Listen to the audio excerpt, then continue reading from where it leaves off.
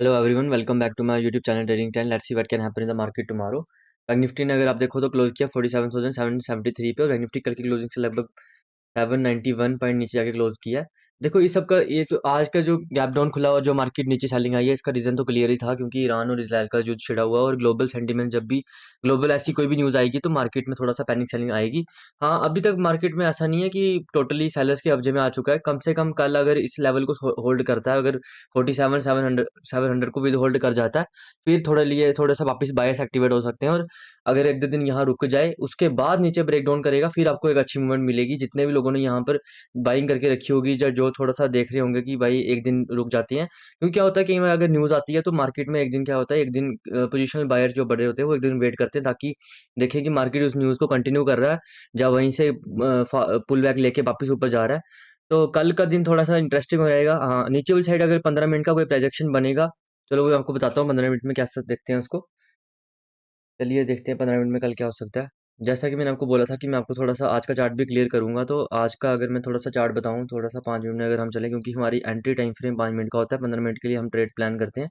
Global sentiments को आपको हमेशा ध्यान रखना पड़ेगा क्योंकि ग्लोबल सेंटीमेंट बहुत ही ज़्यादा इम्पैक्ट डालते हैं।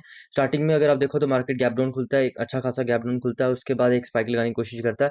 अब क्या होता है कि कहीं ना कहीं क्या होता है कि जो बायर्स होते हैं अगर उनमें दम होता है ना तो यहीं जाके क्लोज कर देते हैं, पर क्या होता है कि सेलर्स टेक डाउन कर लेते हैं मार्केट को, मतलब पहली कैंडल में, इस कैंडल में वापस सेलर्स आ जाते हैं और कहीं ना कहीं आके नीचे जाके क्लोज करवा देते हैं। तो अब एक चीज़ हमारे दिमाग में हमेशा रखनी पड़ेगी क्योंकि स्टार्टिंग टाइम पे हमें ट्रेड नहीं लेना, क्योंकि अगर आप 15-20 मिनट में कहीं ट्रेड लोगे तो आप ट्रैप ही हो गए। इतने बड़े गैप डाउन के बाद मार्केट ये नहीं है कि आपको 2% की और मूवमेंट दे दे, थोड़ा सा आपको वेट करना चाहिए। जैसे कि अगर आप देखो पूरे दिन मार्केट ने कोई हमें ऐसा कोई ट्रेड दिया नहीं। और एक चीज ध्यान रखना कि अब कई बार क्या होता है, कोई लोग सोचते हैं अगेंस्ट द ट्रेंड, मतलब वापस बायर्स के कब्जे में आ रहा है मार्केट।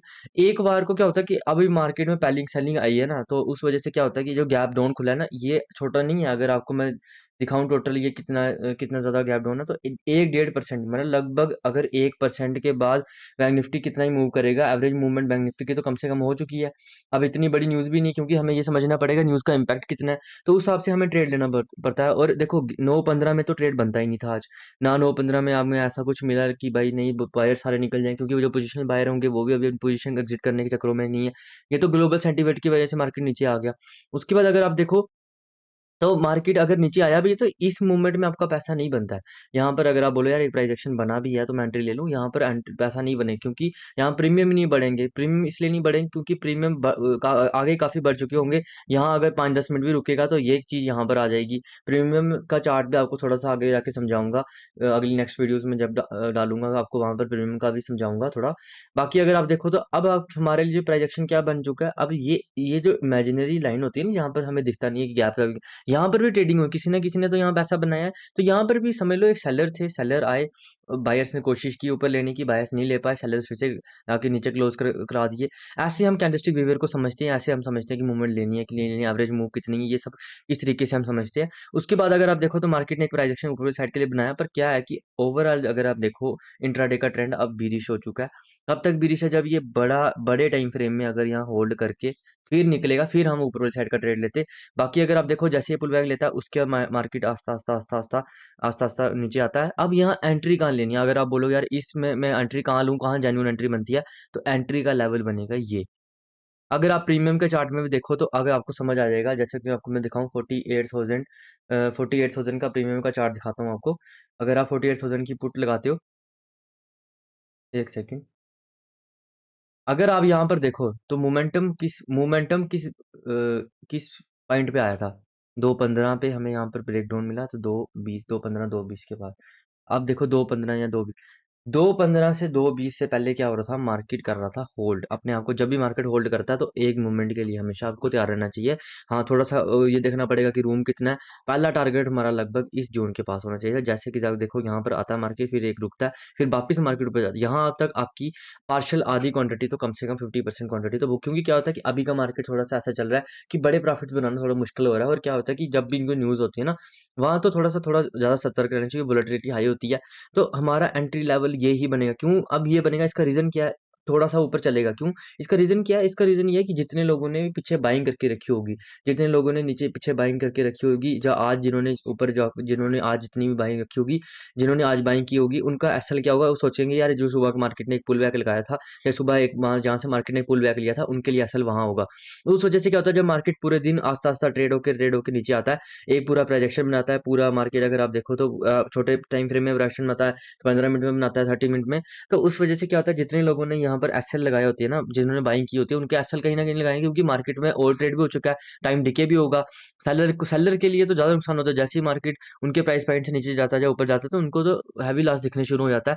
तो जब मार्केट यहाँ होल्ड करता है ना, तो समझ लो आप यहाँ मैं यही एंट्री ले लूँ। अर्ली एंट्री भी लेनी चाहिए, और इसका एसएल बनेगा कम से कम 48,000 का थोड़ा-सा ऊपर बफर देके, मतलब लगभग आप 48,022 के पास लगा लो, ये इसका एसएल बनेगा, और ये आपका फिर आप आपके टारगेट को एन्जॉय कर सकते हो। अब हमने क्या-क्या चीज़ देखी, आपको कुछ ना कुछ आपको समझ आएगा कि आज के ट्रेड मार्केट में हम कैसे ट्रेड लेते हैं। अब कोई बोलेगा यार हम यहाँ ट्रेड नहीं ले सकते, यहाँ ट्रेड लेना रिस्की, क्योंकि ये एज़ अ पुल बैक के तौर पे यहाँ से वापस होल्ड करके ऊपर भी जा सकता था। तो ये चीज़ें हमें ध्यान में रखनी पड़ेंगी। हमें समझना पड़ेगा कि हमने एंट्री लेनी कहाँ पर है, हमारी एंट्री वहाँ होनी चाहिए जहाँ पर मैक्सिमम लोगों के एसएल होते हैं। जहाँ शॉर्ट कवरिंग हो, जहाँ लॉन्ग अनवाइंडिंग हो, वहाँ पर हमारी एंट्री होनी चाहिए। जो जो ऑप्शन सेलर होंगे वो कहाँ डरेंगे, उसी जगह डरेंगे जहाँ से मूवमेंट आने के चांसेस होते हैं। वहाँ पर जब होल्ड करता है मार्केट, जैसे अगर आप देखो मार्केट ने होल्ड किया, होल्ड का मतलब यही होता है कि मार्केट में अब थोड़ा-सा फ़ियर फैक्टर बढ़ रहा है। जब आप थोड़े लॉस में आते हो, जैसे आस्ता-आस्ता आपका लॉस इंक्रीज़ होता है, तो आपका डर भी इंक्रीज़ होता रहता है। तो ये चीज़ हमें ध्यान में रखनी पड़ेगी कि मतलब हमें एंट्री लेनी कहाँ पर है। तो कहीं न कहीं आपको समझ आ चुका होगा कि आज का ट्रेड हमने कैसे ट्रेड कर सकते थे। कल के लिए अगर हम देखें, कल के लिए पहले हमको मैं 1 डे में दिखाता हूँ, 1 डे में क्या पॉसिबिलिटी बन रही है। देखो अभी के लिए जो हमारे पास एक यहाँ पर हम जैसे आपको पता है यहाँ पर 47,600 से लेके 700 के पास एक स्ट्रॉन्ग यहाँ पर रेजिस्टेंस है। तो अब यही रेजिस्टेंस, जब इसने रेजिस्टेंस फेस किया था, अब इसके लिए यहाँ पर सपोर्ट बनेगी। अगर यहाँ कल होल्ड करता है, परसों ब्रेकडाउन करता है, तो एक्सपायरी वाले दिन आपको एक अच्छी मूवमेंट मिल सकती है। हाँ, ये एक चीज़ हमें और ध्यान रखनी पड़ेगी कि कल कंटिन्यू भी हो सकता है मोमेंटम, ऐसा नहीं है, क्योंकि प्रॉब्लम क्या है कि अभी युद्ध में कोई विराम लगा नहीं है, तो ग्लोबल सेंटीमेंट अगर थोड़े भी ऊपर-नीचे होंगे या कुछ भी ऊपर-नीचे कुछ होता है, तो न्यूज़ को ट्रैक डाउन करना बहुत ज़्यादा ज़रूरी है। हाँ, क्वांटिटी थोड़ी साइज़िंग थोड़ी कम कर दो, क्योंकि क्या रहता है कि जब भी बड़ी न्यूज़ आती है ना, कई बार क्या होता है पूरा रिवर्सल हो जाता है, तो वो चीज़ हमारे कंट्रोल में नहीं है। और अगर बीटीएसटी ट्रेड ले रहे हो, तो वो उसी रेंज में लेना जितना, अगर आप पूरा लॉस भी हो जाए तो प्रीमियम का, तो आप सह सकते हैं कि 15 मिनट में एक हमारे पास बिल्कुल एक क्लियर ट्रेंड है। इंट्राडे का ट्रेंड जो बेरिश ट्रेंड है, जैसे कि मैं वो कंक्लूसिव पहले बता रहा था। अब हमारे लिए जहाँ से ये जो ब्रेक डाउन हुआ ना, अब ये हमारे लिए एज़ अ रेजिस्टेंस काम करेगा, और ये हमारे लिए as a strong resistance intraday में काम करेगा। हाँ, इसके साथ-साथ साइकोलॉजिकल लेवल भी है, तो वो चीज़ भी हमारे दिमाग में रहनी चाहिए। 48,000 का साइकोलॉजिकल लेवल भी है। अपसाइड का ट्रेड मैं कल के लिए प्लान ना करूँगा। अर्ली आवर में मतलब 12 बजे से पहले तो मैं प्लान ही नहीं करूँगा। अगर मार्केट गैप अप खुलता है, तो मैं थोड़ा-सा वेट करूँगा, उसके बाद देखूँगा कि मार्केट किस टाइप का प्राइजेशन बना रहा है, उसके बाद जाके ट्रेड लूँगा करूँगा। अगर आप अपसाइड के लिए देखो, तो अब ये छोटे-छोटे इसको रेजिस्टेंस मिलते रहेंगे। नीचे के लिए ट्रेंड क्लियर है, नीचे के लिए बस ये है कि थोड़ा-सा अगर यहाँ पर वेट कर दे, क्योंकि वेट नहीं करेगा, थोड़ी-सी पोजीशन और बन जाए, थोड़ी-सी 15-20 मिनट का जो भी प्राइजेक्शन बनेगा, स्टार्टिंग वाला जो प्राइजेक्शन बनेगा, उसी के बिहाफ में मैं नीचे वाली साइड का ट्रेड ले लूँगा। गैप डाउन खुलेगा तो फिर थोड़ा हमें वेट करना पड़ेगा, फिर हमें देखना पड़ेगा कि मार्केट किस हिसाब से ट्रेड करता है, कंटिन्यू करता है, जब फर्स्ट 15 मिनट में अपना डे हाई ब्रेक कर देता है या डे लो ब्रेक कर देता है। एक चीज़ याद रखना, जो 15 मिनट में मार्केट जो अपना एक प्राइजेक्शन बनाता है, उसके बाद उसका हाई और लो भी अपने आप में उस डे का इम्पोर्टेंट हो जाता है, तो उस चीज़ को भी अपने थोड़ा दिमाग में रखना पड़ेगा। और कल की क्लोजिंग लो ये सब तो आपको कहीं न कहीं अब आइडिया है कि अब ये अपने आप में सपोर्ट रेजिस्टेंस होते हैं। तो कुछ लोग क्या क्या करेंगे कि अगर थोड़ा-सा मार्केट यहाँ ट्रेड करेगा, तो वो अपनी बाइंग को एक और कोशिश करेंगे पोज़ीशन बनाने की, तो हमें यहीं पर कोशिश करेंगे, अगर सुबह हमें हमें नीचे वाली साइड का प्राइजेक्शन मिलता है, तो हमें नीचे वाली साइड के लिए प्रेफ़र बेस्ट मोमेंटम हमें नीचे वाली साइड के लिए